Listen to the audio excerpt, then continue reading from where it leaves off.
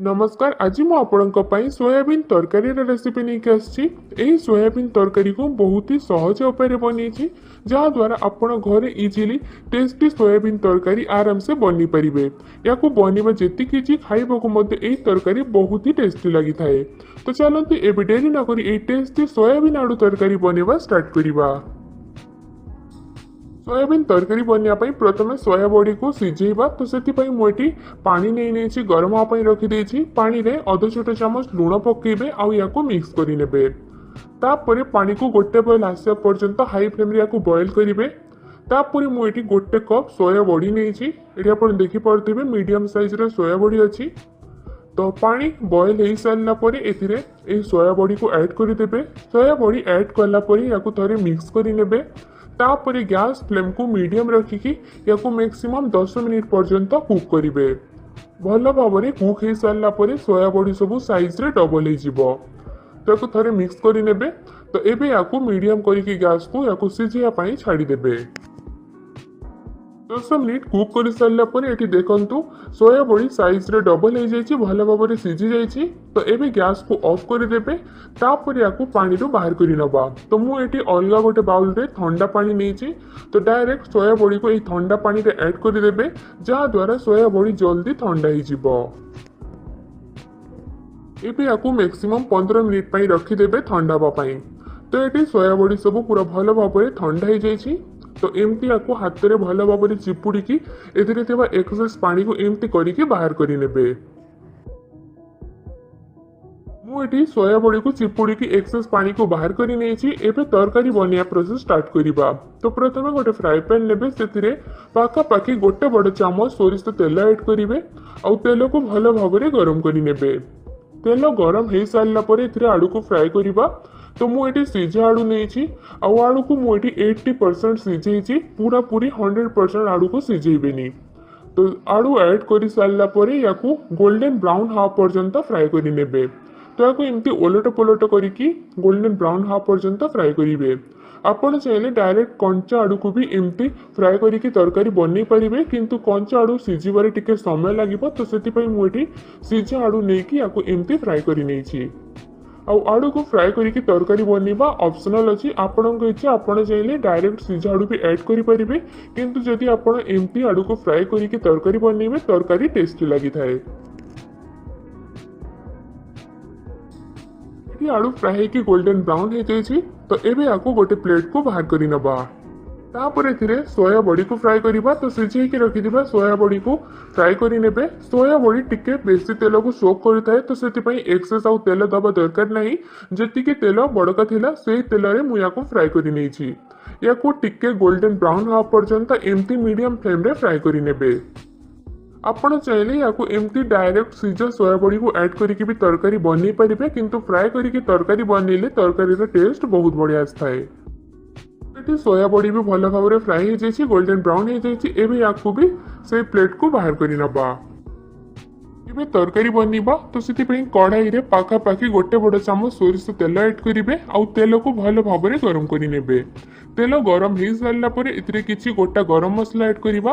तो मुझे नहीं गोटे अढ़ईच टिके क्रश कर नहीं गोटे इंच डालचीनी गोटे सुखिला लंका अध छोट चामच गोटा जीरा किसी गोटा गोलमरीच और 2टा तेजपत्र। तेल गरम हो सारा पर गोटा गरम मसला को ऐड करेंगे आउ या किसी सेकंड टिके फ्राए करेंगे जहाँ द्वारा यार फ्लेवर तेल रे भल भाव में आसीज।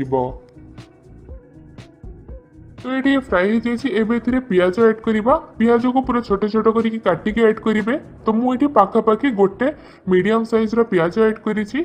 पियाज ऐड कर सारा पर या लाइट ब्राउन हवा पर्यंत या फ्राए करेंगे। ये पियाज भी लाइट ब्राउन हो जाए।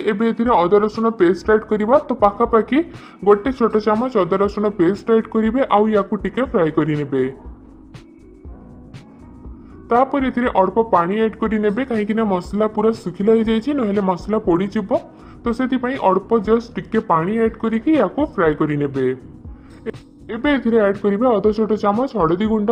तापर ऐड करेंगे अध छोट चामच काश्मीरी लंका गुंड भल कलर आसापी।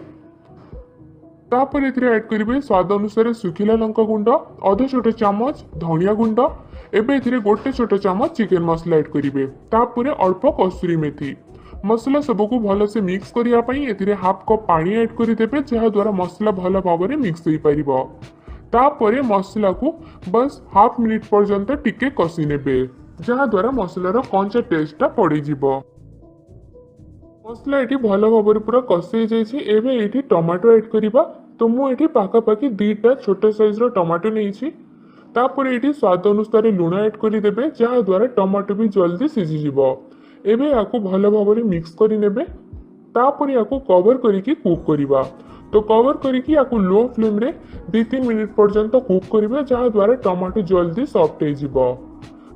2 मिनिट कुक कलापर ये टमाटो भी सॉफ्ट हो जाइथिला। तो याकू एमती टिके मैश करने जहाद्वारा ये गोटे पेस्ट बढ़िया हो, ग्रेवी भी ठीक हम और टेस्ट मध्य बहुत बढ़िया आसो। तो याकू एमती मैश करके गोटे पेस्ट बढ़िया बन ने। एबे एथिरे ऐड करिवे फ्राई करके रखिथिबा आलू और सोया बड़ी को आउ याको मसला सहित मिक्स करि नेबे। एबे एथिरे पानी ऐड करिबा। तो बेसी पानी एक संगे ऐड करिवेनी, प्रथमे एथिरे अल्प पानी ऐड करिवे और मुठी गरम पानी ऐड करिछि। हाफ ग्लास पाखापाखि पानी ऐड कर सारा पर याको भल भाव में मिक्स करि नेबे। तापर याको मसला सहित सोया बड़ी और आलू को भल भाव में कषिबे। तो सेति याको कवर करके 2-3 मिनिट पर्यंत याको कषिया पई छाड़ी देबे। तो 2-3 मिनिट कुक कर सारा पर ये मसला सहित सोया बड़ी और आलू भल भाव में कषि जाइए। ग्रेवी पानी ऐड करवा और ग्रेवी रे सब बेले गरम पानी ऐड करेंगे तेज जाकि ग्रेवी टेस्ट बहुत बढ़िया आसो। आउ ए ग्रेवी रे टिके देखिए पानी क्वांटिटी कम बेसी करेंगे कहीं सोया बड़ी और आलू पानी को टिके सोक करें। तो से हिसाब से देखिए पानी ऐड करेंगे। तो मुझे पाखापाखि 1.5 ग्लास पानी ऐड करी। पानी ऐड कलापर या थे मिक्स करने तापर ये अल्प गरम मसला गुंड और टेस्ट करके स्वाद अनुसार लुण ऐड करदेवे। लुण फर्स्ट भी ऐड करूँ तो से हिसाब से टेस्ट करके लुण ऐड करेंगे आउ या मिक्स करने। एबे ग्रेवी को कुक होगा छाड़ीदबा। तो कवर करके 3-4 मिनिट पर्यंत लो फ्लेम रे कुक करेंगे जहाद्वारा सोया बड़ी ग्रेवी सहित भल भाव में कुक हो पार। तो 5 मिनिट पर मुझे यार कवर कली ये ग्रेवी सहित सोया बड़ी भल भाव में पूरा कुक हो जाइए और ग्रेवी कंसिस्टेंसी भी पूरा परफेक्ट अच्छी कहीं ठंडा हो सारा पर आउ टिके थिक हम। एबे लास्ट रे किसी कटा धनिया पत्र ऐड करदेवे तापर गैस को ऑफ करने। फाइनली एटी आमर टेस्टी और पूरा गर्मा गरम सोया बड़ी तरकारी बा मिल मेकर तरकारी बनिकी रेडी हो गला। आउ एटी टिके ग्रेवी पतड़ अच्छी कहीं पूरा पूरी गरम अच्छी टिके ठंडा हो सारा पर ये टिके थिक हो। आउ आपण ए सोया बड़ी तरकारी को गरम भात सहित एंजॉय करें। तो आपण तो देखिले सोया बड़ी तरकारी बनवा केते इजी अच्छी या बनवा जी इजी खाइबा को सेतिकी टेस्टी लगे। तो आपण भी मो प्रोसेस रे सोया बड़ी तरकारी बनातु और केमिति लागुछि निजे एक्सप्रेस मो सहित कमेंट करके शेयर करंतु। धन्यवाद। चैनल को सब्सक्राइब करी पाखरे आसुथिबा बेल आइकन को मध्य प्रेस करंतु।